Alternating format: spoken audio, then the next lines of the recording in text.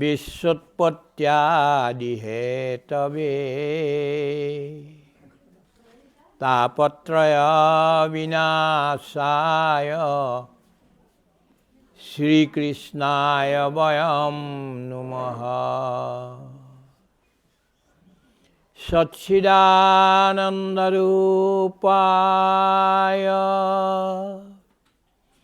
বিশ্বৎপত্যাদিহেতবে তাপত্রয় বিনাশায় শ্রীকৃষ্ণায় বয়ম নমঃ। শ্রীকৃষ্ণম বয়ম নমঃ। শ্রীমন্ত শঙ্কর হরিভ কতর জানা যে নকল্পতরু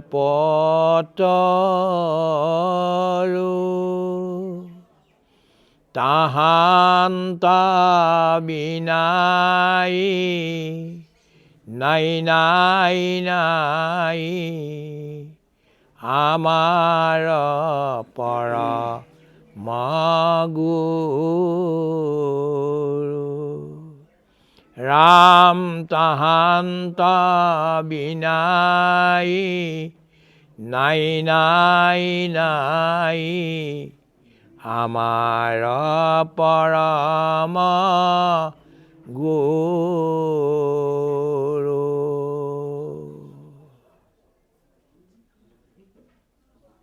কৃপাৰ সাগৰ দেৱকী নন্দন পুৰিও মনৰ কাম ভকতৰ সংগ সদানুগোচক মুখেতো আগুণ নাম। ৰাম মুখেতো আগুণ নাম। কৃষ্ণ।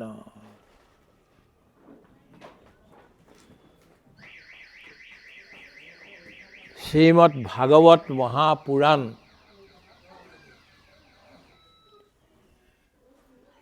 লগে লগে এই পবিত্ৰ মন্দিৰত যি লিখা আছে সৰ্বে ভৱন সুখিন ভৱন্তু সৰ্বে অত্ৰ সুখিন সন্তু, আচল মূলটো যিয়ে নহওক বদলি কৰি দিছে অলপ।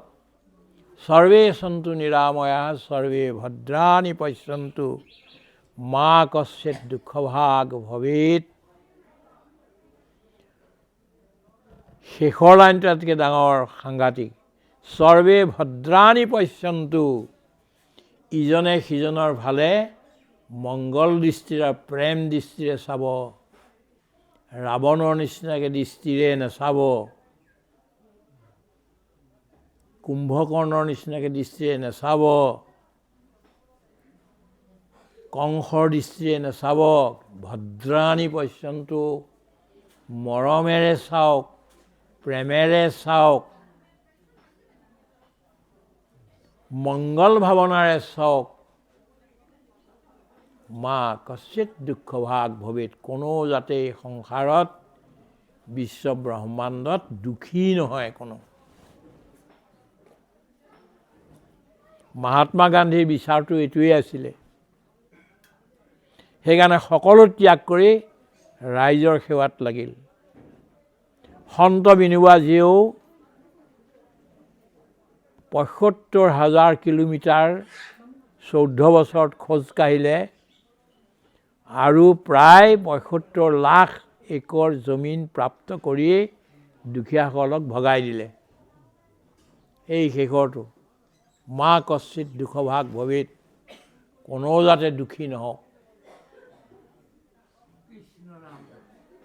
আকাশ সকলোৱে পাওক, বতাহ সকলোৱে পাওক, সূৰ্যৰ ৰশ্মি সকলোৱে পাওক, জল পবিত্ৰ জল সকলোৱে পাওক, আৰু পৃথিৱী সকলোৰে হওক, কাৰণ পৃথিৱী আমাৰ মাতা। এই 5টা বস্তু সকলোকে লাগে, সকলোৱে পাওক, কোনোবাই বেছিকৈ নথব। এতিয়া পানীও কিনিবলগীয়া হৈছে, বতাহো কিনিবলগীয়া হৈছে, এই অৱস্থাটোলৈ যাতে নাযাওক। মোৰ ওচৰত কেইজনমান ব্যক্তি বহি আছে, এজন মোৰ সন্মুখত লগত বহি আছে, তেখেতৰ চেহেৰাটো অলপমান ধুনীয়া, মোৰটো অলপমান বেয়া। নহয় নহয়, এইগৰাকী মাতৃ আছে, আমি এখেতক নাম দিছোঁ আশ্ৰম মাতৃ। মই বৰ দুখ পাইছোঁ এটা কথাত, যে এইবাৰ যি যাত্ৰা হ'ল, আমাৰ বৰ বঢ়িয়া যাত্ৰা হ'ল, এই আইগৰাকীক নিব নোৱাৰিলোঁ, থাকি গ'ল। বৰ মনত মোৰ দুখ হৈ আছে, সেইকাৰণে মই ক্ষমা বিচাৰিছোঁ। নেক্সট টাইম আপোনাৰ নামটো প্ৰথমতে ৰাখিম। ভগৱানে যদি ভাগ্যত থাকিবলৈ আমি ভগৱানে নিব। এতিয়া এখেতক যে দেখিছে, এখেত আমাৰ লগত এই জন্মৰ আগতো বহুত দিন আছিলে, ইয়াৰ পিছতো থাকিব। এজন ইয়াত আছে দেখিছেনে, 7 জন্মৰ লগত আছিলোঁ, অহা 7 জন্ম আমি একেলগে থাকিব লাগে। আপুনি ধন্যবাদ দিছে, আপোনালোকে আশীৰ্বাদ কৰিব। আইগৰাকী থাকিবই, এখেতৰ লগত থাকিবই লাগিব। গতিকে এতিয়া তেখেতৰ 83 হৈছে। মই এটা অনুৰোধ কৰিছিলোঁ যে আপুনি আশ্ৰমখন আৰু কমেও 15 বছৰমান চলাই দিয়ক। আৰু আগতে কৈছিলোঁ, এতিয়া আজি নহয়, যেতিয়া তেখেতক আমাৰ আশ্ৰমৰ সভাপতি পতা গ'ল, গোটেই অসমলৈ মন ঘূৰাই ঘূৰাই ঘূৰাই ঘূৰাই, বৰ জ্ঞানী মানুহ আছে, বৰ গুণী মানুহ আছে, পণ্ডিত মানুহ আছে, চব আছে, কিন্তু ক'ৰবাত নহয় ক'ৰবাত অকণমান খেলি মেলিও থাকেগৈ, আমাৰ লগত নজমেগৈ। গৈ গৈ আমি এখেতক পালোগৈ। তেতিয়া আমি কৈছিলোঁ যে 15 বছৰমান মিনিমাম, আৰু বেছিকৈ থাকিলেও বৰ ভালেই, নোৱাৰিলেও মিনিমাম 15 বছৰ আপুনি, কাৰণ আপুনি দেখিব লাগিব যে আশ্ৰমত কি হৈছে। আপোনালোক সকলোৱে আশীৰ্বাদ কৰক। এজন ভিতৰৰ পৰা বাহিৰলৈকে শুদ্ধ ব্যক্তি, আমি সকলোৱে ভাল পাওঁ। আমি কৈছিলোঁ যে আমি আপোনাৰ জন্মদিনটোলৈ আৰু যিমান পাৰোঁ আহি থাকিম। আৰু কাম বহুত আছে, মই ওলাবই নোৱাৰোঁ আজিকালি। ডাঙৰ কাম হাতত লৈ ল'লোঁ, এতিয়া আৰু কি হয় কি নহয়। ইংৰাজী এটা বাক্য আছে, fools are rushing there where the angels fear to tread। য'ত দেৱতাসকলে, দেৱদূতবিলাকে ভৰি থ'বলৈ ভয় কৰে, তেনেকুৱাবিলাকত মূৰ্খবিলাকে ৰাজ কৰেহি আহি। আমি মূৰ্খৰো মহামূৰ্খ হোৱাৰ কাৰণে ৰাজ কৰা নাই, গেলপ কৰিছোঁ, ঘোঁৰা দৌৰাইছোঁ। যিবিলাক কাম আমি হাতত লোৱাৰ যোগ্য নহয়, সেই কামবিলাক কৰিবলৈ মানুহে ভয় কৰে, বৰ ডাঙৰ ডাঙৰ পণ্ডিতেও। তেনেকুৱা কামবিলাক হাতত লোৱা হৈছে। তাৰ কিছু প্ৰসাদটো আপোনালোকে পাইছে নিশ্চয়, সুগন্ধি কিছুমানটো পাইছে আমাৰ কিতাপৰ মাজেদি। আৰু ডাঙৰ কাম কৰিবলৈ লোৱা হৈছে। গতিকে ইয়ালৈ অহাৰ কাৰণটো এখেতক আশীৰ্বাদ দিবলৈ নাই অহা। আমি এখেতৰ কাৰণে প্ৰাৰ্থনা কৰিয়ে আছোঁ, আপোনালোকৰ পৰা আশীৰ্বাদ ল'বলৈ আহিছোঁ। যিমান কাম কৰা হৈছে এতিয়ালৈকে এই গোটেইবিলাক ৰাইজৰ আশীৰ্বাদৰ বাহিৰে সম্ভৱ নহয়। ফুৰুহে আমি আনন্দিত নামৰ এখন কিতাপ লিখিলোঁ, প্ৰায় মানুহে পঢ়ে এই কিতাপখন। লাগিলে সংঘৰ হওক, লাগিলে অনা সংঘৰ হওক, লাগিলে আপোনাৰ এই সমাজখনৰ হওক, যেই গোসাঁই ব্ৰাহ্মণ সকলোৱে বৰ গভীৰতাৰে পঢ়ে। তাত আমি আমাৰ পৰিচয়টো কি দিছোঁ? আমাৰ পৰিচয় হ'ল, স্থান হ'ল প্ৰথম, গৃহ হ'ল ভকতৰ চৰণ ছায়া। আপোনাৰ ভকতৰ চৰণৰ ছায়াটো য'ত পৰে সেইটোৱে আমাৰ ঘৰ। আমাৰ সম্পত্তি ভকতৰ পদধূলি। এই সম্পত্তি, আমাৰ কোনো সম্পত্তি নাই প্ৰভু। এই ক্ষেত্ৰত এইকণেই আছে, আমাৰ বেজী এটাও নাই।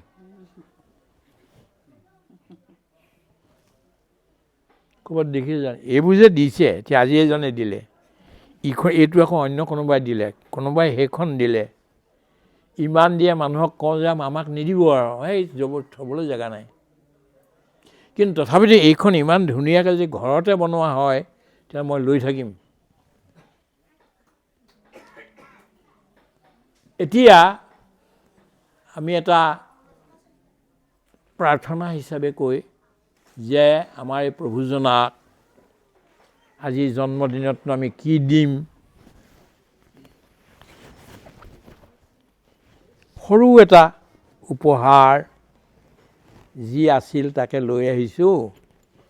আৰু সেইটো আমাৰ কুচুমী লহকৰ আছে নেকি?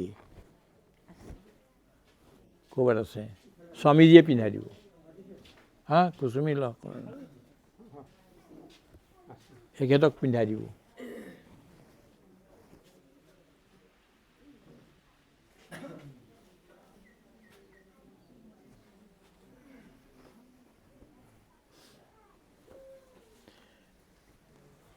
আৰু দেউতাসকলে এটা ধনী দিব,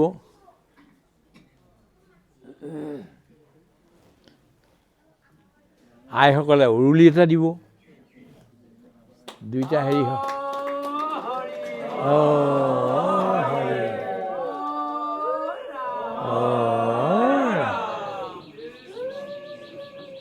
যোৱাবাৰ আহোঁতে আমি এটা তেখেতক দিছিলোঁ, সৰুকৈ, অকণমান সৰু নহয়, আমাৰ কাৰণে বৰ ডাঙৰ। প্ৰধানমন্ত্ৰীয়ে মোক পিন্ধাইছিলে উপহাৰ দি দিল্লীত, সেই কাপোৰখনৰ কাৰণে এখেতক দিলোঁহি। এইবাৰ আমি জগন্নাথত আমাৰ মিটিং আছিলে, তালৈ গৈছিলোঁ, তেতিয়া পিন্ধাইছিলে জগন্নাথত। এই বস্ত্ৰভাগি আমি আইগৰাকীক দিছোঁ, জগন্নাথৰ প্ৰসাদ।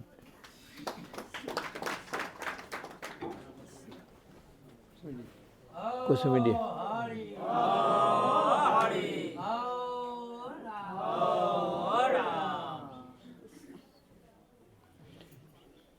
ভাগৱতে আদিয়ে লৈ যাব কেতিয়াবা কেতিয়াবা জগন্নাথৰ প্ৰসাদ বুলি। এতিয়া মই দিবও পাৰে, আপুনি উঠক। প্ৰভুসকল, আজি বৰ ভাল লাগিছে।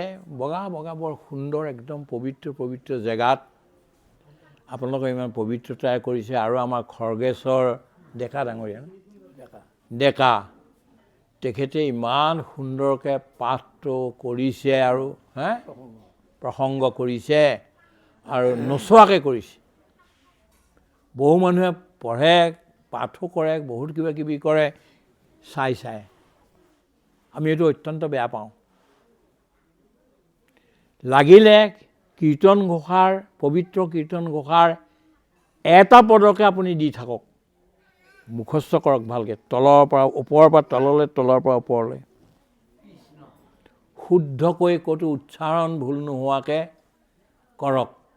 দুটা পাৰে যদি দুটা কৰক, যিমান পাৰে সিমানহে কৰক, কিন্তু শুদ্ধভাৱে নচোৱাকৈ হৃদয়ৰ পৰা উলিয়াই আপুনি কৰক। আৰু আজি এইটো কৰিছে, আৰু লোকসকলেও, প্ৰভুসকলে, আইসকলে চব ধুনীয়াকৈ ধৰিছে কথাখিনি চবকে ধন্যবাদ এতিয়া কেইটামান আপোনালোকে জনা কথা কিন্তু নুশুনা কেইটামান কথা মই আজি ক'ব খুজিছোঁ এটা হ'ল শুক্লা যজুৰ্বেদৰ কঠোপনিষদৰ পৰা এটা মন্ত্ৰ দ্বিতীয়টো গীতাৰ 6ষ্ঠ অধ্যায়ৰ এটা শ্লোক আমি সোনকালে ঘূৰিও যাবগৈ লাগে আপোনালোকৰ প্ৰগ্ৰাম হ'ব এতিয়া বহুত কাম আছে কিন্তু আমি আহিব মুস্কিল হ'ল কিছু মানে ৰাস্তাও বৰ আজি জামটো বহুত বেছি যিয়ে নহওক আমি আহি পালোহি আপোনালোকৰ চৰণ চিন্তন কৰি সকলোৰে চৰণত স্পৰ্শ কৰি আমাৰ শিৰ আপোনাসৱৰ চৰণত ৰাখি আমি এই দুটা মন্ত্ৰৰ ব্যাখ্যা আলাপ কৰিম যেটা আপোনাৰ কাৰণে দৰকাৰ মোৰ কাৰণেও দৰকাৰ অসমৰ ৰাইজ ভাৰতৰ ৰাইজৰ কাৰণে দৰকাৰ ছবছৰীয়া শিশু নাচিকেতা তেওঁৰ দেউতাকে বাজস্ৰৱ ঋষিয়ে এটা যজ্ঞ কৰিছে সেই যজ্ঞটোত সকলো ভাল ভাল বস্তু মৰমৰ বস্তুবিলাক দান দিব লাগে সৰু ল'ৰাটো আহি চালে যে আমাৰ দেউতাইনো কি দান দিবলৈ বিচাৰিছে আহি দেখিলে যে বুঢ়ী গাই 1000 মান আনি থৈছে বুঢ়ী পানীও খাই শেষ হ'ল আৰু নোৱাৰে ঘাঁহো খাব নোৱাৰে মৰিব আৰু এনেকুৱা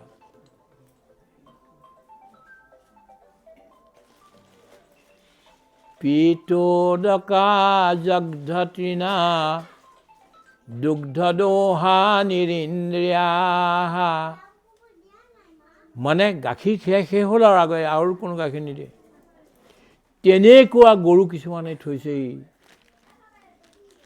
তেতিয়া ল'ৰাটো ভাবিলে যে ভকতক যেতিয়া দিবলগীয়া হয় ঋষিমুনিক দিবলগীয়া হয় ভাল বস্তুহে দিব লাগে এই মৰিবলগীয়া গৰুসোপা কিয় আনি থৈছে আৰু এই সোপাটো অনন্ত নাম আছে লোকা তাঞ্চ গচ্ছতি তা দদত এইটো দি পেলাই মোৰ পিতাটো নৰক লোকলৈ গুচি যাবগৈ এতিয়া ল'ৰাটোৱে কেনেকৈ এতিয়া দেউতাকক বুজায় প্ৰথমতে গ'ল সেই 6 বছৰীয়া ল'ৰাটো গৈ পেলাই বাপেকে ক'লে দেউতা আপোনালোকে গৰু বাৰ হেৰিয়াক দিব মোক কালে দান দিব আই যা ইমান মই ডাঙৰ যজ্ঞ পাতিছোঁ সময় নাই এইবোৰ কথা পাতিবলৈ অলপ সময়তে আকৌ আহে দেউতা কওকচোন মোক কালে দিব কাৰণ মই আপোনাৰ অত্যন্ত প্ৰিয় ভগৱানক এনেই জাহা তাহা দিলে যিটো বস্তু আটাইতকৈ প্ৰিয় সেইটোকে দি দিয়ক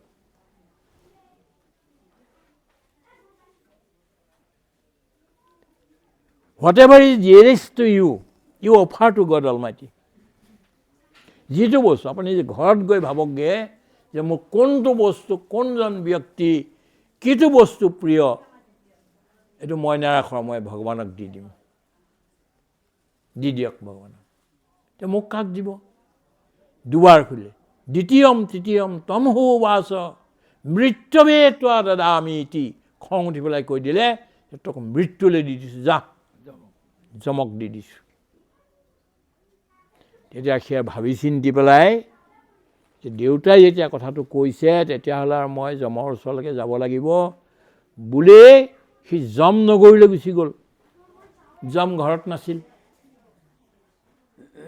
যম ক'ৰবালৈ গৈছিলে জীৱ চিৱবিলাকে ধৰিবৰ কাৰণে যম নাই সিয়ে দুৱাৰ মুখতে থিয় হৈ থাকিলে পানীও নাখালে নবহিলেও অন্ন গ্ৰহণ নকৰিলে থিয় হৈ থাকিলে 3 দিনৰ মূৰত যেতিয়া যম আহি পালেহি যম পোৱাত তেতিয়া আৰু কৈছে কোন এইটো ল'ৰা কোন আহিছে বোলে এজন ব্ৰাহ্মণৰ ল'ৰা কেতিয়া আহিল বোলে 3 দিনৰ আগতে আহিছে তোমাক বিচাৰি আহিছে কিবা খালে না নাই বোলে একো নাই বাপৰে বাপ একো খোৱা নাই পানীয়ে তোমাক গ্ৰহণ কৰা নাই দৌৰি আহিল যম।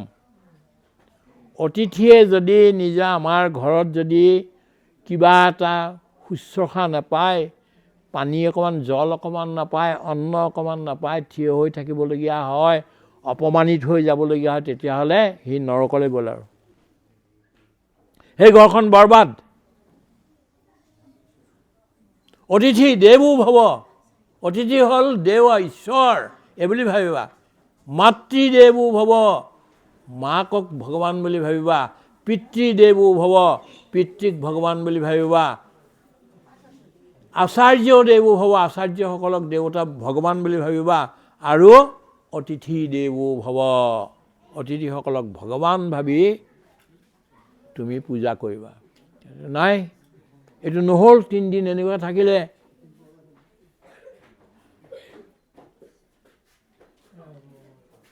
কি হ'ল? আহিলে, আহি ক'লে যে আৰে বৰ ডাঙৰ ভুল কৰিলোঁ, হে ব্ৰাহ্মণ, মোক আৰু ক্ষমা কৰা। এতিয়া মইতো আৰু বৰ ডাঙৰ কথা কৰিলোঁ, এইটো তোমাক একো শুশ্ৰূষা কৰিব নোৱাৰিলোঁ। 3 দিন যে তুমি উপবাস থাকিলা, সেইকাৰণে 3টা বৰ বিচাৰা। এতিয়া আমাৰ ইয়াত যেতিয়া মানুহ এইখিনি সময়ত আছে, খাবলৈ নগৈ উপবাসত থাকিব লাগে অকণমান সময়, অকণমান সময়। তেতিয়া আৰু এটা এটাকৈ সুধিলে সি প্ৰথমতে, মোৰ পিতাই যাতে মোক ঘূৰাই পায় আকৌ আৰু মোক নিজৰ সন্তান হিচাপে লয়, সেইটো বৰ দিয়ক বোলে। সেইটো হ'ব, তোমাক বৰ আনন্দহে কৰি মানে তোমাক হেৰি কৰিব, স্বাগত কৰিব। দ্বিতীয়, অগ্নিবিদ্যাটো কি এইটো শিকোৱা। অগ্নিবিদ্যাটো শিকাইলে, আৰু এতিয়াৰ পৰা এই অগ্নিবিদ্যাটো তোমাৰ নামত হ'ব, নাচিকেতা অগ্নি। তৃতীয় বৰটো আহিলে। এতিয়া তৃতীয় বৰটো এতিয়া ক'লে, এই মানুহে যে আত্মা আত্মা কৰে, কি বস্তু এইটো? আত্মাৰ ৰূপ কেনেকুৱা, ৰং কেনেকুৱা, ক'ত থাকে আত্মা, ক'লৈ যায়, কি হয়, মৃত্যুৰ পিছত ক'লৈ যায়, জন্ম লোৱাৰ আগতে আত্মা কেনেকৈ আহে, আদি আদি আৰু নানা প্ৰশ্ন। দেৱৈ দত্তাপি যথচিতম কিল, দেৱতাসকলৰ যিটো বস্তু এতিয়ালৈকে বুজি পোৱা নাই, কোনেও বুজি নাপায়, এনেকুৱা তুমি এই প্ৰশ্নটো নকৰিবা। এই প্ৰশ্নটো নকৰিবা। যি বিচাৰা মই তাকে দিম। তুমি যদি 1000 বছৰ, 10,000 বছৰৰ কাৰণে যদি তুমি যৌৱন প্ৰাপ্ত কৰি পেলাই থাকিব খোজা, মই এইটো দিম। ইমা ৰামা চৰথা চতুৰীয়া, এই যে মহিলাবিলাক দেহ অত্যন্ত সুন্দৰ, যিবিলাক পৃথিৱীত পাবলৈ নাই, এই গোটেই মহিলাবিলাক দি দিম মই। তৰুণীবিলাকক দি দিম, গাভৰু ছোৱালীবিলাক তোমাক দি দিম। যোৱা। ভূমেৰ হানা মহদা যতনো বিনীতি, তুমি পৃথিৱীৰ যিমান ল'ব খোজা সীমা, এই গোটেইখিনি দিম। যি লাগে তাকে দিম, কিন্তু আত্মাৰ বিষয়ে নুসুধিবা। দেৱতাই মোক সুধিবলৈ যাব পোৱা নাই, গতিকে তুমি নুসুধিবা। তেখেতে নহয়, মোক অন্য একো নালাগে, মোক আত্মাৰ বিষয়েহে জ্ঞান লাগে। ধন সম্পত্তি এই যিবিলাক আছে, এই সৰ্বেয়ত্ৰ জলয়ন্তি তেজঃ, এদিনাখন নহয় এদিনাখন এই সুন্দৰী স্ত্ৰীবিলাকৰ ৰূপবিলাক তেনেই কুৰূপ হৈ যাব। মোৰো যৌৱন যদি তুমি 1000 বছৰ বা 1,00,000 বছৰ দিয়া, তাৰ পিছতো কোনোবা এটা দিন কিন্তু ময়ো শুকাই যাম। মোক যি সম্পত্তি দিবা, এই সম্পত্তিও নাথাকিব, একোৱেই নাথাকে, থাকিব কেৱল আত্মা আৰু আত্মাৰ জ্ঞান। তেতিয়া বৰ ভাল পাই যমে ক'লে, মই তোমাক পৰীক্ষা কৰি চালোঁ, এনেকুৱা শিষ্য মই যেন জীৱনত পায়ে থাকোঁ, তোমাৰ নিচিনা শিষ্য এই 5 বছৰ বয়সতে ইমান তুমি কৰিলা, গতিকে তোমাক মই এতিয়া আত্মজ্ঞান দিম। তাৰ ভিতৰত মই এটা মন্ত্ৰ এতিয়া ক'ব খুজিছোঁ। নচাম পৰায় প্ৰতিভাতি বালম, প্ৰমাদ্যন্তম বিত্তমোহেন মূঢ়ম, অয়ম লোকো নাস্তি পৰইতি মানি, পুনঃ পুনৰ্বসমাপদ্যতে মে। নচাম্পৰায় প্ৰতিভাতি বালম। বাল মানে শিশু বা মূৰ্খ বা পাগল, এই তিনিওটা বুজায়। শিশুবিলাকে, মূৰ্খবিলাকে আৰু পাগলবিলাকে চাম্পৰাই কি বস্তু চিনি নাপায়। মই আজি আপোনাৰ আগত সাম্পৰাই কি বস্তুটো এই কথাটো ক'ব খুজিছোঁ। সাম্পৰাই মানে এই জন্মত কৰা ভাল পবিত্ৰ কৰ্মৰ ফলস্বৰূপে অহা জন্ম পৰলোকক সুন্দৰ কৰাৰ যিটো জ্ঞান, ইয়াৰ নাম চাম্পৰাই। এই জন্মত কৰা সদগুণ, সদবিচাৰ, সদভক্তি, সদসংস্কাৰৰ দ্বাৰা যি পুণ্যপ্ৰাপ্ত হৈ অহা জন্মবিলাক অত্যন্ত সুন্দৰ কৰি ভগৱন্তৰ চৰণ দৰ্শন কৰাৰ অধিকাৰ পাই যায়, তাৰ নাম হ'ল চাম্পৰাই।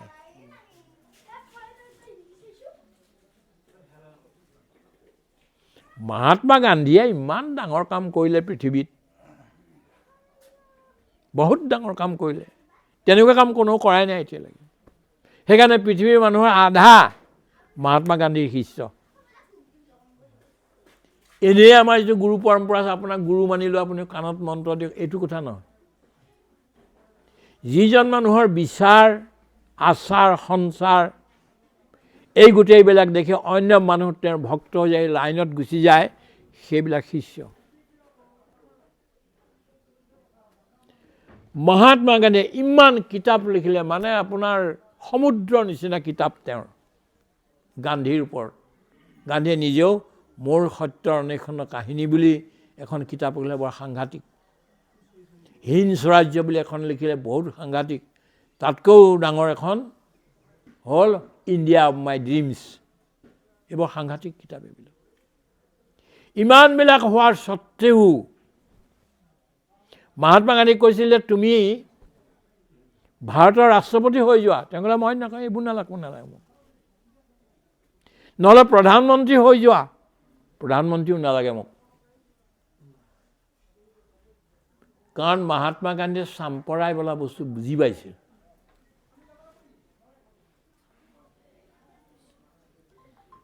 মহাত্মা গান্ধী গোটেইবিলাক হৈ যোৱাৰ পিছত তেওঁক আৰু গুলি মাৰিব, আৰু এতিয়া গুলি কেইবাবাৰ মাৰিছিলে, 7 বাৰ মাৰিলে, কিন্তু বাচি গ'ল। 7 বাৰ ফেইল হৈছে। তেতিয়া মহাত্মা গান্ধীয়ে তেওঁৰ নাতিনী মনু, তেওঁৰ লগত থাকে, মনুক ক'লে, মনু মোক তোমালোকে মহাত্মা নুবুলিবা। এতিয়ালৈকে মই মহাত্মা নহয়, কিন্তু যিদিনাখন মোক ধৰি লোৱা কোনোবাই যদি গুলি মাৰি দিয়ে, বম মাৰি দিয়ে, সেইখিনি সময়ত মোৰ মুখৰ পৰা কি ওলাইছে সেইটো চাই মই মহাত্মা, পাপাত্মা বা দুৰাত্মা। মই যদি ভগৱান ৰামৰ নামটো ল'ব নোৱাৰিলোঁ, কৃষ্ণৰ নামটো ল'ব নোৱাৰিলোঁ, হৰিৰ নামটো ল'ব নোৱাৰিলোঁ, আৰু অন্যহে কথা ভাবি থাকিলোঁ, মোৰ মা ক'ত, দেউতা ক'ত, দেউতা মই মৰিলোঁ, মোৰ ল'ৰা ছোৱালী, এইবোৰে চিন্তা কৰিলোঁ, সম্পত্তি চিন্তা কৰিলোঁ, তেতিয়াহ'লে মোক তোমালোকে পাপাত্মা আৰু দুৰাত্মা বুলি ক'বা, আৰু মোৰ মুখত তোমালোকে থুৱাবা।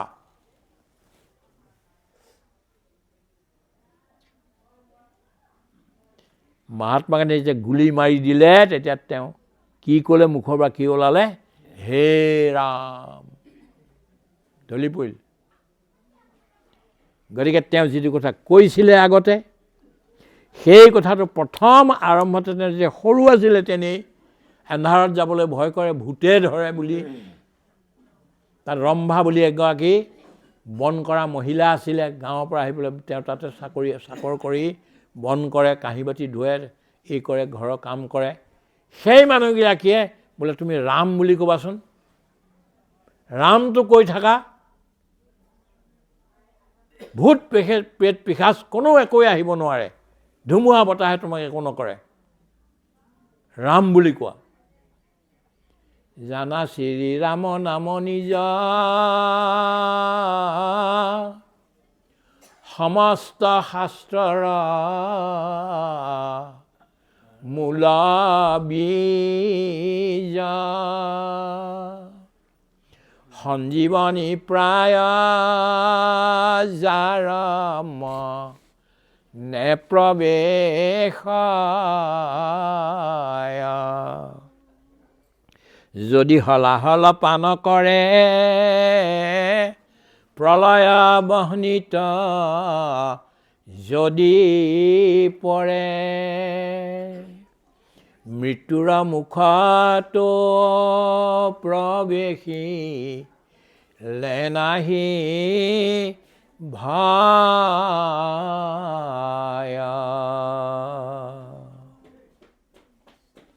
ৰাম নাম যদি কাৰোবাৰ হৃদয়ত আহি বহি গ'ল এবাৰ, কৃষ্ণ নাম যদি এবাৰ আমাৰ মগজুত সোমাই গ'ল, হৰিনাম যদি আমাৰ অন্তঃকৰণত সোমাই গ'ল, তেওঁক কোনেও একো কৰিব নোৱাৰে। মৃত্যু যদি হয় তথাপিও তাত ভয় নাই।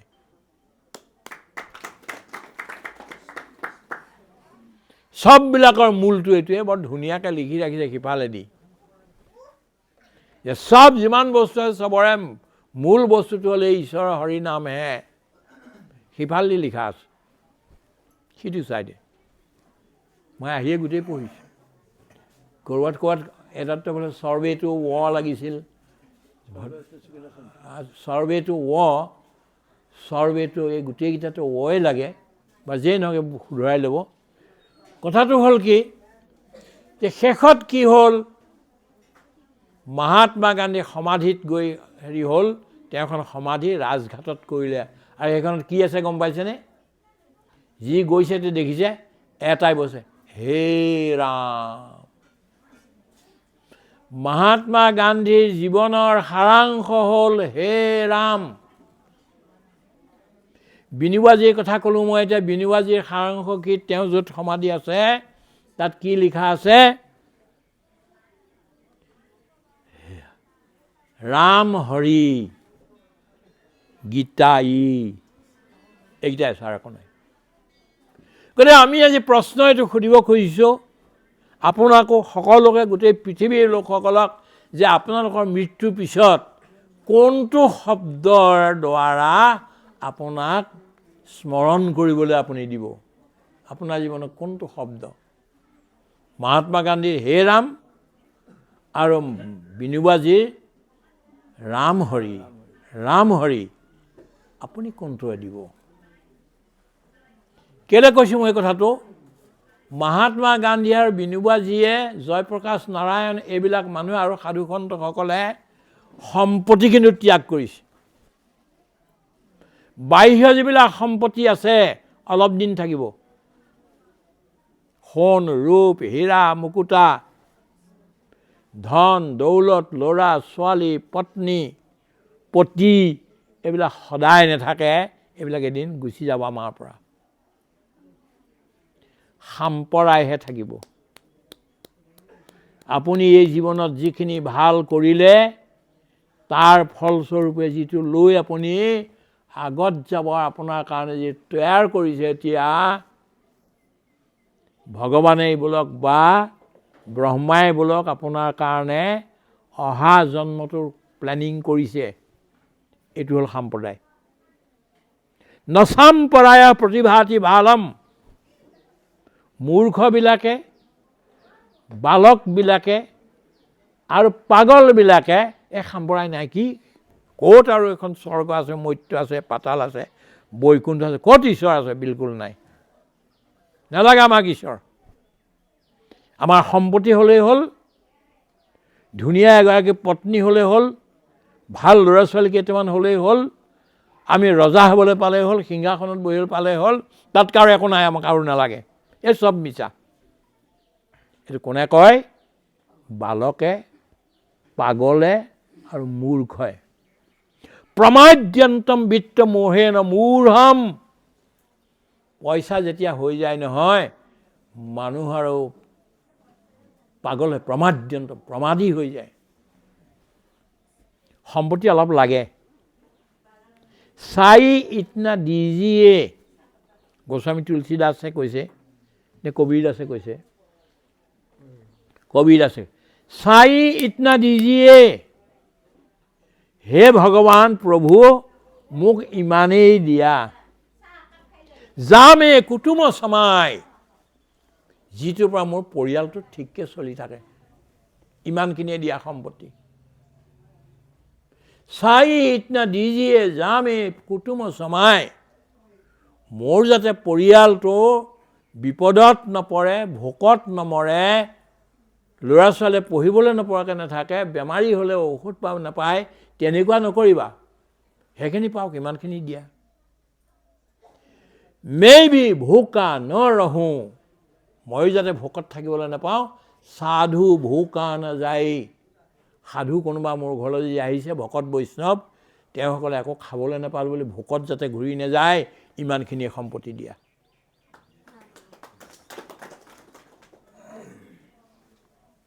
প্ৰভুসকল, আইসকল, সম্পত্তি ইমানেই লাগে যাতে আপুনি ভোকেৰে নাথাকে, আপোনাৰ ল'ৰা ছোৱালীকেইটা ভোকেৰে নাথাকে, তাত যেনে পঢ়া শুনা কৰিবলৈ যাতে সুবিধা নাপায়, তেনেকুৱা হ'ব নালাগে। যিমান পাৰে আগবাঢ়ক, সেইখিনি লাগে, সেইখিনি কৈছোঁ। আৰু কোনোবা ওচৰ চুবুৰীয়া ঘৰৰ বা এইবিলাকৰ যদি বেমাৰ আজাৰ হয়, তাত আমি আমাক সহায় কৰিব পাৰিব লাগে, ইমানখিনিয়ে দিয়া। আৰু সাধু সন্ত আপোনাৰ ঘৰলৈ আহি যাতে ভোকত ঘূৰি নাযায়। চাই ইতনা দিজিয়ে যামে কুটুম সমাই, मैं भी भूखा न रहूं, সাধু ভোকা নাযায়। ইয়াৰ বাহিৰেও বহুত বেলেগ নালাগে নহয়। এইকেইটা কৰিবলৈ বহুত বেছি দৌৰা দৌৰি বহুত কৰিব নালাগে। কিন্তু চাব, সোণ যদি বেছি হ'ল, সম্পত্তি যদি বেছি হ'ল, পইচা যদি বেছি হ'ল, ক্ৰছ কৰি যায় সীমা, ধৰ্মৰ সীমা ক্ৰছ কৰি গুচি যায় মানুহ। মোৰ সমান আৰু কোনো নাই বুলি কয়। এটা পাপে বচাবলৈ আৰু 10টা পাপ কৰিবলগীয়া হয়। এটা ভুল কৰিলে, এটা অন্যায় কৰিলে, সেই অন্যায়টোক ঢাকিবৰ কাৰণে 10টা অন্যায়ৰ জন্ম দিবলগীয়া হয়। এইটো কৈছে। আনন্দ নাথাকে মানুহৰ মনত। আজিকালি মানুহবিলাক, আগৰ মানুহবিলাক বৰ বঢ়িয়া বঢ়িয়া আছিল, যদিও মুখত মানে পাউডাৰ সিমানি নঘঁহে, তথাপিতো মহিলাবিলাকো বৰ ধুনীয়া আছিল, পুৰুষবিলাকো বৰ ধুনীয়া আছিল। আজিও কিছু আছে, নাই বুলি নকওঁ, আছে। কিন্তু চববিলাকৰ চিন্তা, চবৰে চিন্তা, ঘৰবিলাকত শান্তি নাই। মোৰ ওচৰলৈ কিমান মানুহ আহে, শান্তি নাই। এই শান্তিটো মনলৈ আনি, চকুলৈ আনি, হৃদয়লৈ আনি ঈশ্বৰত আমাক সমৰ্পণ কৰি দিয়াটোৱেই হৈছে আমাৰ জীৱনৰ, মানৱ জীৱনৰ চৰম আৰু পৰম লক্ষ্য।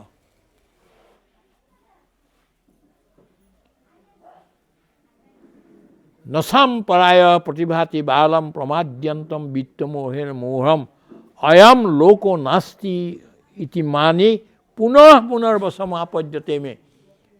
যিবিলাক মানুহে এইটোকে ভাবি পইচাহে সঁচা, সম্পত্তিহে সঁচা, মাটিহে সঁচা, ঘৰ বিল্ডিঙে সঁচা, গাড়ীহে সঁচা, এইবিলাক ভাবি যদি থাকে, আৰু বাপৰে বাপ, এজন ভকতক যিটো সন্মান দিব লাগে, তাতকৈ তেওঁ নিজৰ গাড়ীখনক বেছি সন্মান দিয়ে।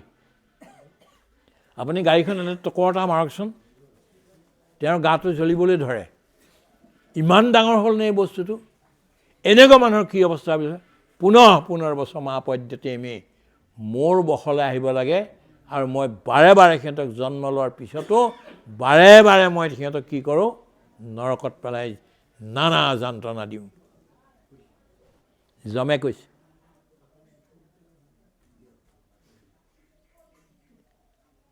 ব্ৰহ্মাণ্ড, ব্ৰহ্মা য'তলৈকে আছে, আমি য'ত আছোঁ, আমি 7 নম্বৰ 8 নম্বৰত আছোঁ, বোধ 8 নম্বৰ।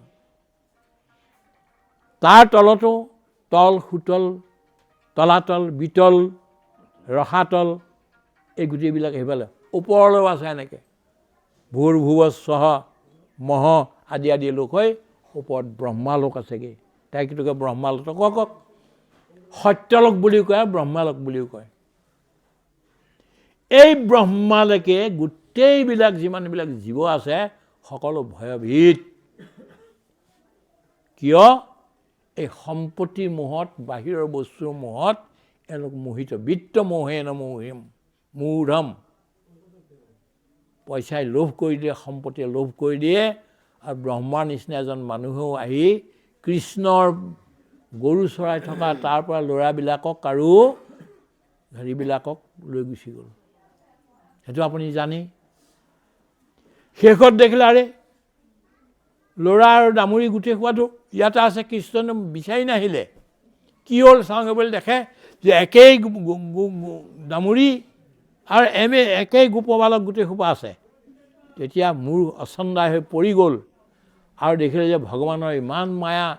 আৰু শেষতে এই চাৰিমুখীয়া ব্ৰহ্মাই ভগৱানৰ চৰণত শিৰ থৈ পেলাই কান্দিবলৈ ধৰিলে।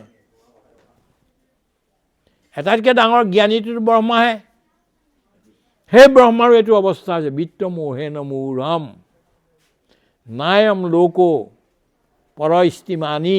মানে এই লোক আছে আৰু ক'ত পৰলোক আছে একো নাই এইবুলি ভবা মানুহবিলাকৰ মই মানে শাসন কৰোঁ। মোৰ যমদূতে লৈ আহিব আৰু শাসন কৰাব। দ্বিতীয় কথা আপোনাক ক'ব খুজিছোঁ, সংক্ষেপতে কৈছোঁ, আমি ঘূৰি যাব লাগে, আপোনাৰো কাম বহুত আছে। এহি সংস্পৰ্শজা ভোগা দুঃখয়োনয়বতে আদ্যন্তবন্তঃ কৌন্তেয় নতেষু ৰমতে বুধঃ। এতিয়া প্ৰশ্ন আহিল, আপুনি মূঢ় হ'ব নে বুঢ় হ'ব? দুটা শব্দ, মূঢ় আৰু বুঢ়। মূঢ় মানে পাপী যিবিলাক, একো কিং কৰ্তব্য বিমুখ যিবিলাক লোক, কথাবোৰ বৰ দেৰিকৈ বুজি পায় বা নাপায়, এইবিলাকক বোলে মূঢ়। পতঞ্জলিৰ যোগসূত্ৰত 5টা মনৰ স্থিতি দিছে, তাৰ এটা মূঢ় এটা স্থিতি। মই সেইটোলৈ নাযাওঁ, কিন্তু ক'ব এইটো খুজিছোঁ যে মূঢ়বিলাক। আৰু দ্বিতীয় হ'ল বুঢ়। বুঢ় মানে জ্ঞানী। জ্ঞানীসকলে ক'ত নফচে এইটো কৈছে এতিয়া। ইয়েহি সংস্পৰ্শজা ভোগা নাহি ভৱ ভংগ বুলি ক'ব লাগে, গাব লাগে। নাহি ভৱ ভয় ভৱ হৰি হৰি বুলি গায়। ভৱ ভংগ নাই যিবিলাকে ভোগত থাকে। সংসাৰৰ যিমানবিলাক ভোগ আছে, একদম কীট পতংগৰ পৰা আৰম্ভ কৰি শুকৰ আদি জীৱবিলাকৰ পৰা আৰম্ভ কৰি ব্ৰহ্মালৈকে চববিলাকে যিবিলাক ভোগ ভুগিছে, কেনেকৈ ভোগে গম পায়নে? সংযোগৰ দ্বাৰাহে। ভোগ যিমানেই আছে চব সংযোগ প্ৰধান। সংযোগ নহ'লে ভোগ নহয়। পতি পত্নীৰ সংযোগ হ'ব লাগিব, জিভা আৰু ৰসগোল্লাৰ সংযোগ হ'ব লাগিব, চকু আৰু গোলাপ ফুলৰ সংযোগ হ'ব লাগিব। এনেকৈ গোটেইবিলাকৰ সংযোগৰ ফলস্বৰূপেহে ভোগ পোৱা যায়। ইয়েহি সংস্পৰ্শজা ভোগা। ভোগটো আপোনাৰ সংস্পৰ্শৰ জনিত। এই কাপোৰখন বৰ ধুনীয়া কাপোৰখন, মোৰ গাত লাগিছে, সংস্পৰ্শ হৈছে বুলি মই এই ভোগটো ভুগিছোঁ। এখেতৰ হাতখনত মই ধৰি সংস্পৰ্শ কৰিছোঁ বুলি মই ভোগটো ভুগিছোঁ। সংস্পৰ্শৰ বিহীনে কোনো ভোগ ভগা নাযায়। আৰু ভোগৰ শেষৰ পৰিণতি কি? যিমানে ভোগ ভুগিব সিমানে ৰোগী হ'ব, যিমানে ভোগ ভুগিব সিমানেই ভয়াতুৰ হ'ব, যিমানে ভোগ ভুগিব সিমানেই অজ্ঞানতা বাঢ়ি গৈ থাকিব। ভোগ মানে অজ্ঞানতা। ভোগে জ্ঞান হৰণ কৰে, ভোগে স্বাস্থ্য কাঢ়ি লয়, ভোগত ৰোগ, ৰোগত মৃত্যু। ভোগে ভয় আনি দিয়ে। ধুনীয়া এটা যদি বস্তু আনে আপুনি খাবলৈ, লুকুৱাই ৰাখে কিছুমানে, কেলে ভয় কৰে কোনোবা এজন লৈতো নাযাবইতো। সোণৰ আঙুঠিকেইটা, ভাল ভাল বস্তুকেইটা কোনোবাই ডকাইতে বা চৰকাৰেতো উঠাই লৈ গুচি নাযাব, মাটিডৰাটো লৈ নাযাব, ভয়। ভোগে ৰোগ আনে, ভোগে ভয় আনে, ভোগে মৃত্যু আনে, ভোগে অজ্ঞানতা আনে। येहि সংস্পৰ্শজা ভোগা দুঃখ যৌনয় এৱতে। দুখৰ জন্মদাতা। যিটো বস্তু প্ৰভুসকল আপোনালোকে আটাইতকৈ বেছি সুখৰ বুলি ভাবি তাৰ কাৰণে জীৱন লগাই দিছে, সেই বস্তুটো পোৱাৰ লগে লগে আপোনাৰ কিন্তু দুখ আহি গ'ল। আৰু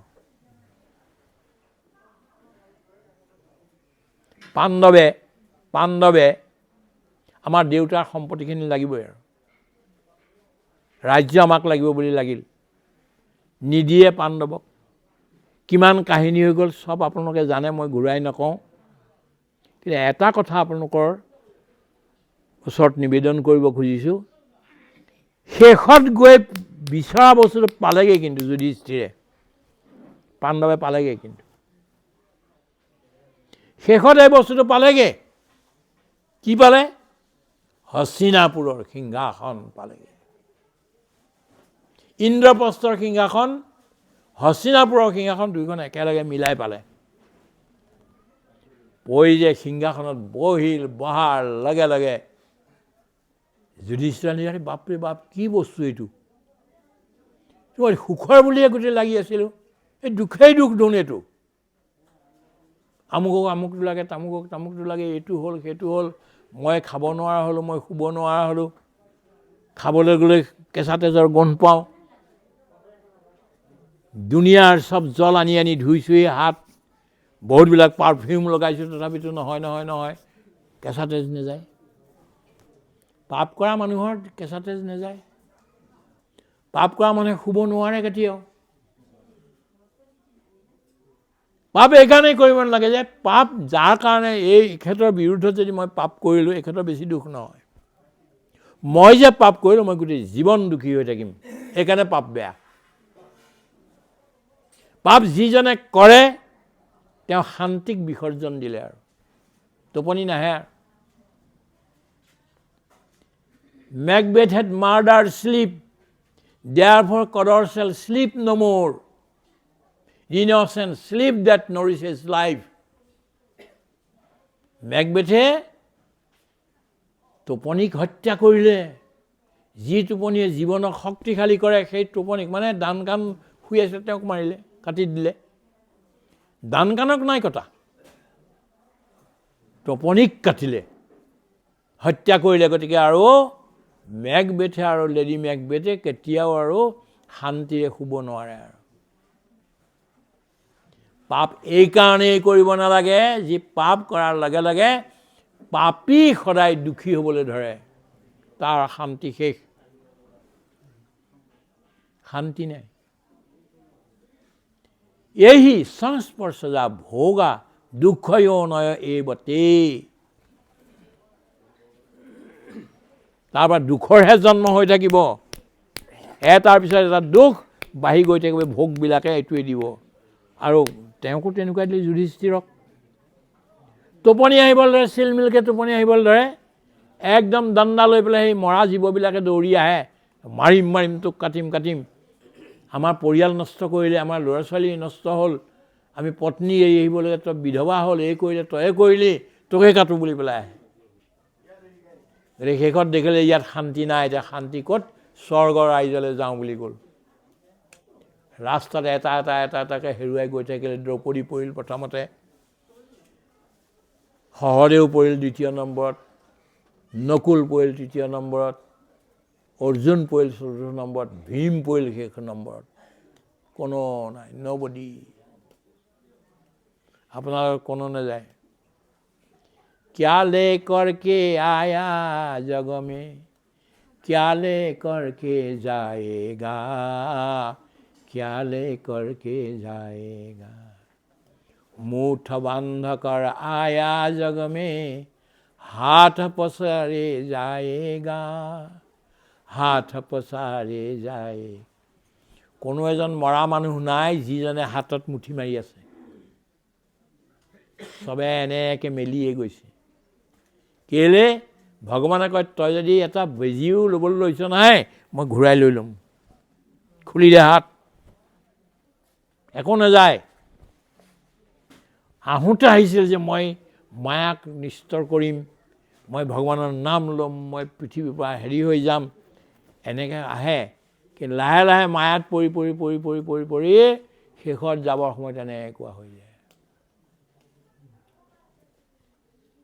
यह नहीं तेरा, यह नहीं मेरा, ईश्वर का यह राज है। ईश्वर का जल, ईश्वर का स्थल, ईश्वर का ही अनाज है। সেইটো তোৰ নহয়, এইটো মোৰ নহয়। यह नहीं तेरा, यह नहीं मेरा, ईश्वर का यह राज है। ভগৱানৰহে ৰাজ এইখন। এইখন ঘৰ শ্ৰদ্ধেয় ৰবীন্দ্ৰ মহন্ত ডাঙৰীয়াৰ, দেও মহন্ত ডাঙৰীয়াৰ ঘৰ এইখন নহয়। আৰু যদি ভাবিছে ভগৱানে, কাঢ়ি লৈ ল'ব। আপুনি যদি ভাবিছে আপোনাৰ পৰিয়াল আপোনাৰ, মিছা, ব্যৰ্থ, নাথাকে আপোনাৰ হৈ একো। দাঁতেই নাথাকিল মোৰ, চকুৱেই নাথাকিল, চুলিয়ে গুচি গ'ল। আমাক নসোধাকৈ গুচি যোৱা বস্তুবোৰ আমাৰ নেকি? যদি আমাৰ পাৰ্মিশ্যন লৈ যায় তেতিয়াহ'লে আমাৰ। কোনে পাৰ্মিশ্যন লৈছে কওকচোন?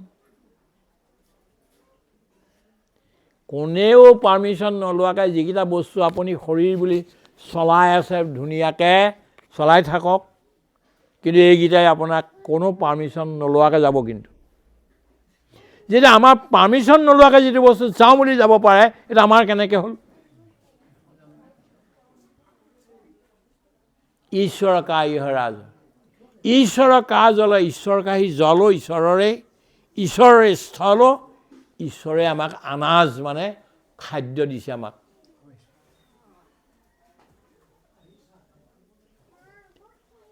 येहि সংস্পৰ্শজা ভোগা দুঃখয়ো নয় এৱতে, দুখেহে দুখ দিব, যেনেকৈ যুধিষ্ঠিৰক দিলেগৈ, যেনেকৈ আমাৰ চবকে দিয়ে দিব। আদ্যন্তবন্ত কৌন্তেয়, কেলে এই সুখৰ যিবিলাক সামগ্ৰী আছে তাৰ আদি আছে আৰু অন্ত আছে। সুখটো পোৱাৰ আগতে, ৰসগোল্লা খোৱাৰ আগতে যে নাই পোৱা, কেতিয়া পাম কেতিয়া পাম কেতিয়া পাম কেতিয়া পাম বুলি দুখী। যেতিয়া ৰসগোল্লা এটা পালে তেতিয়া দুখী যে সোনকালে শেষ হৈ যাব, সোনকালে শেষ হৈ যাব, ইয়াৰ কাৰণে দুখী।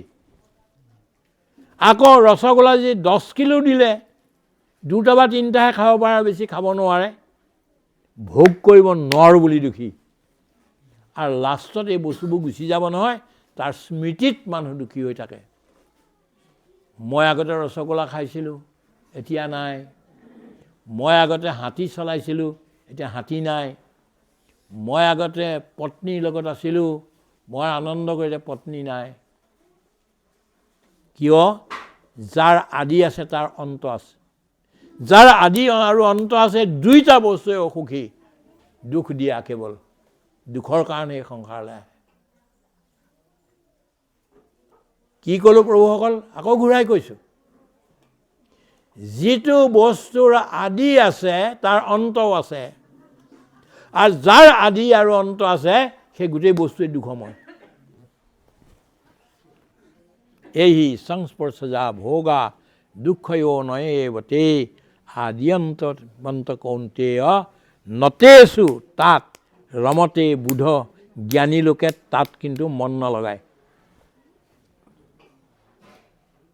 আপোনালোক সব বুধ মূঢ় নহয় you are all wise men you know so many things and good things then you should know this also one day whatever is coming to you will go away from you and you will be unhappy and sorry with memories only ধন্যবাদ সকলোকে ধন্যবাদ দিলোঁ আমাৰ সোনকালে যাবগৈও লাগে আপোনালোকৰ কাম আছে তেখেতে 100 বছৰ জীয়াই থাকক সকলোৱে প্ৰাৰ্থনা কৰক আইগৰাকীও থাকক আৰু দ্বিতীয় কথা হ'ল যে আজিকালি আগৰ দৰঙৰ মানুহৰ বৰ পৰিভৰ আমাৰ তাতো আছিল আজিকালি দৰঙৰ মানুহ কম যাবলৈ ল'লে বৰ ভাল প্ৰজা এইসকল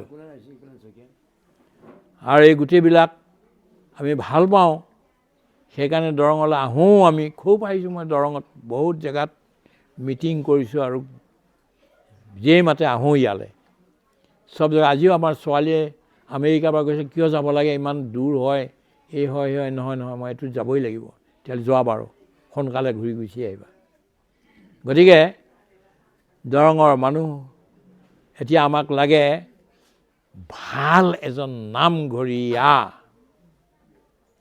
মই সব জেগাতে ক'বলৈ লৈছোঁ যে এজন নামঘৰীয়া বৰ আদৰ্শৱান যি আধ্যাত্মত থকা আৰু এই কৰিব পাৰিব ঈশ্বৰৰ কামখিনি কৰিব পাৰে আমাৰ আছে দুগৰাকী নামঘৰীয়া মহিলা আছে আমাৰ তেওঁলোককো সহায় কৰিবৰ কাৰণে লাগিব এতিয়া ডাঙৰ নামঘৰ কৰিবলৈ লৈছোঁ যেতিয়া এই চব লাগিব আপোনালোকেও চাওক ভাল নামঘৰীয়া হ'লে আমি অলপ দিমো পইচা নিদিয়া নহয় কিবা তেওঁ চলিবলৈ খোৱা লোৱাৰ ব্যৱস্থাটো আমাৰ আশ্ৰমৰ লগত নিৰামিষ আমি তাতো আমাৰ প্ৰায় 5,000 মান টকা খৰচা হয় মাহে সেইখিনিতো পাব আৰু কিবা এটা দিম আমি এনেকৈ মিলাই আপোনালোকে ভাল সৎ স্বভাৱৰ ভক্তিমান ব্যক্তি দিব পাৰে তেতিয়াহ'লে সেইটো চাওক আমি অন্য জেগাতো কৈছোঁ নাই কোৱা নহয় এই কথাটো কৈছোঁ য'ৰ পৰা হয় ঈশ্বৰে য'ৰ পৰা নিয়ে ভাল নামঘৰীয়া নামঘৰ চলাব পৰা আৰু আশ্ৰম আপোনালোকৰ আছেই